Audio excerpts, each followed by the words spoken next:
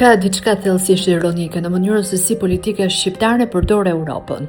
Për vite me radhë, shqiptarëve u është serviruar ideja se vendi është në prag të momentit historik, se BE-ja është afër, se Shqipëria ka bërë progres të jashtëzakonshëm.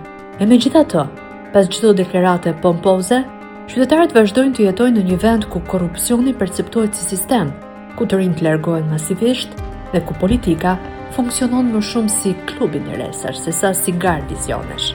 Por këtë herë ironia ka kaluar çdo kufi. Antarësimi i Shqipërisë në BE bën bash socialist e demokrat. Thuhet në lajmin që shoqëron draft rezolutën e dorëzuar në kuvend.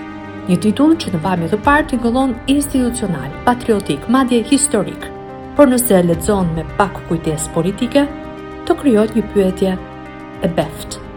Si ka mundësi që Partia Demokratike, e cila prej vitesh ka paraqitur qeverinë si armiken më të madhe të integrimit, sot ulet në të njëjtën tryezë dhe firmos të njëjtin tekst me ata që i ka akuzuar si kapos të shtetit.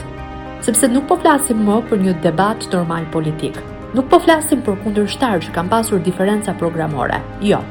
Këtu kemi të bëjmë me një opozitë që prej vitesh ka ndërtuar gjithë narrativën e saj me idenë se kjo qeveri ka shkatëruar demokracinë, ka deformuar zgjedhjet, ka kapur drejtësinë, ka kriminalizuar administratën dhe ka përdorur bandat për pushtet. Vetë opozita ka thënë se Shqipëria është kthyer në narkoshtet, se institucionet janë fasad dhe se procesi i integrimit është bllokuar pikërisht nga modeli i qeverisjes së socialistëve. Dhe tani del një rezolut ku të dyja palët flasin me të njëjtën gjuhë burokratike për vlerat europiane, shtetin ligjor, transparencën dhe angazhimin kombëtar. Pra sipas kësaj logjike, ata që deri dje akuzoheshin se i kishin bërë 8-2 opozitës, që i kishin shtypur politikisht, institucionalisht dhe numerikisht, papritur që kanë partner serioz për të ndërtuar Europën.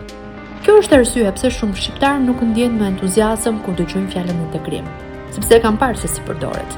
E kanë parë se si Europa shndrohet në kartë propagande dhe dekor politik dhe në alibi për të mbuluar dështimet e brendshme. Në draft flitet për vullnet të lirë, mbështetje qytetare, transformim demokratik, reforma reale. Por shqiptarët nuk jetojnë në draft rezoluta. Ata jetojnë në realitet. Dhe realiteti është shumë më brutal se sa fjalët sterile të dokumentave parlamentare. Realiteti është se Shqipëria vazhdon të humbas mira të rinj çdo vit. Realitet është se njerëzit nuk largohen nga vendi sepse nuk duan Europën, por sepse nuk gjejnë Europë në Shqipëri.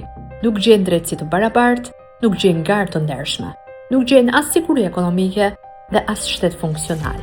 Nën këtë klim, rezoluta e përbashkët po do ngjan më shumë si një marrëveshje për t'i treguar Brukselit një unitet artificial, sesa si një reflektim i sinqert politik, një fotografi e kuruar për kamerat, një dokument që synon të prodhojë perceptim stabiliteti në një vend ku vetë politika ka prodhuar destabilitet për dekada. Më absurdja është se kjo ndodh pikërisht pasi opozita ka kaluar vite duke e anatemuar këtë proces. Ka thënë se integrimi po përdoret si mashtrim propagandistik, ka deklaruar se raportet europiane janë deformuar nga lobimi i qeverisë. Ka akuzuar majorancën për manipulim të standardeve dhe për përdorim politik të institucioneve. Dhe sot, e njëjta opozitë firmos të njëjtën rezolut me ata që i përshkruante si pengesën kryesore të Europës. Atëherë çfarë ndryshoi? Shqipëria, standardet apo thjesht interesat politik? Sepse qytetarët kanë të drejtë të dyshojnë se pas të gjithë këtij bashkimi historik fshihet diçka shumë më toksore.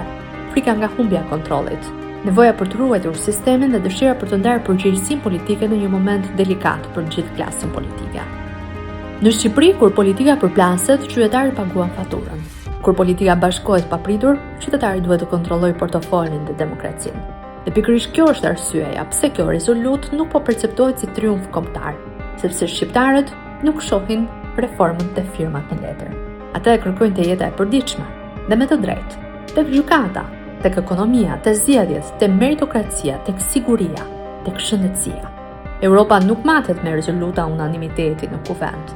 Europa matet me standarde reale, ndërsa Shqipëria vazhdon të ketë të njëjtin problem të madh.